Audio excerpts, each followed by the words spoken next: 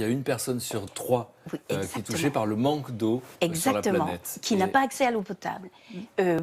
Presque 4 milliards de personnes n'ont pas accès ne bénéficient pas des conditions sanitaires convenables. Ces chiffres sont vrais, hein, c'est l'OMS, l'Institut mondial de... L'Organisation mondiale de la santé. L'organisation, pardon, qui le dit.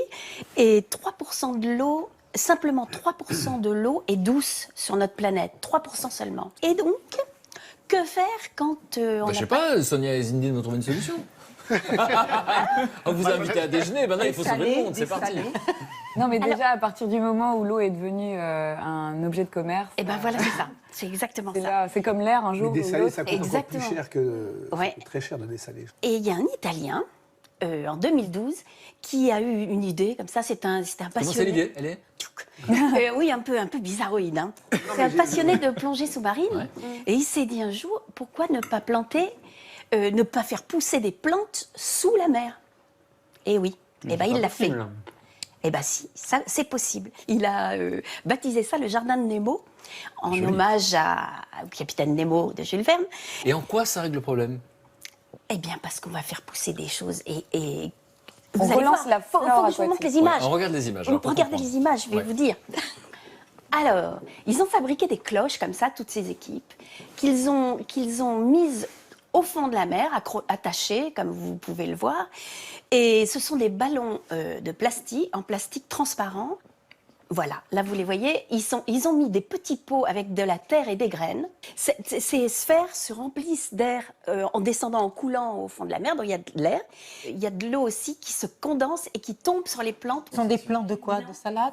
Des salades, du basilic, tout un tas de petites plantes. Et vous voyez, il y a même un petit hippocampe qui est rentré à l'intérieur et qui est protégé et qui est content d'être là. Et ça ne gêne pas du tout la pousse des plantes. Donc en fait, les plantes ont de l'eau grâce à la condensation. Oui.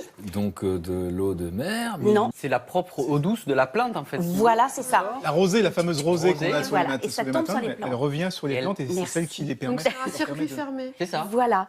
Et donc, la lumière du soleil, elle arrive à pénétrer sur C'est les ce que plantes. j'allais dire, comment elle fait, parce que là, il fait sombre. Ils sont quoi? Ils sont pas Elles loin sont de à la 6 surface? mètres. Hein. 6 mètres. 6 mètres quand même. d'accord. Mais 6 jusqu'à 11 mètres même. D'accord. Et l'océan fournit une température constante. Et c'est pour ça que ça pousse 2 fois plus vite, même beaucoup plus vite que sur Terre. Ce type va sauver l'humanité en fait. Exact. Et le but, c'est de permettre de développer donc, des plantes et de la nourriture pour les pays qui n'ont pas assez D'eau douce, qui n'ont pas assez d'eau ou qui ont un climat trop Ils compliqué. souffrent de- Donc ça c'est une des solutions. C'est en à quel stade? C'est expérimental pour l'instant? Ah ben ça fait déjà 3 ans.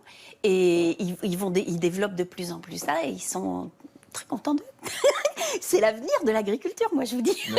Non, mais c'est assez hallucinant en fait d'imaginer la créativité de l'humanité. Bah, c'est ça. C'est-à-dire qu'encore une fois, on peut tirer des sonnettes d'alarme, c'est très important parce qu'effectivement l'humanité a fait pas mal de bêtises, mais elle est arrivée jusqu'à aujourd'hui. C'est vrai qu'en terre inconnue, moi j'ai découvert ça, hein, que des humains pouvaient vivre à moins 50 degrés ou dans la jungle, il y a une créativité incroyable. Et finalement tous les fléaux dont on nous parle et qui nous dépriment, et ben il y a des gens comme ça qui ont une idée folle. Parce qu'au départ, on dit on va faire pousser des fraises sous la mer, c'est un peu spécial.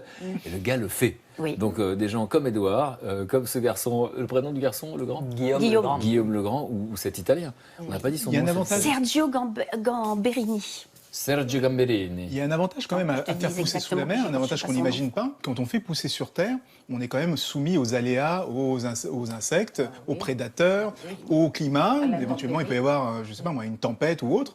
Voilà. Sous la mer, Eh ben la non. tempête, elle est au-dessus. Exactement. Et donc les 6 mètres de profondeur, j'imagine, hein, Mais c'est exactement ça. protègent les C'est cultures. protégé. Et donc on est quasiment sûr de récolter ce qu'on ne peut pas imaginer. Sauf si tu croises un gros truc comme ça. 6 mètres de profondeur, t'es peut-être Bon, un peu merci, protégé. merci les camarades de nous donner des envies comme ça, des idées qui donnent l'espoir.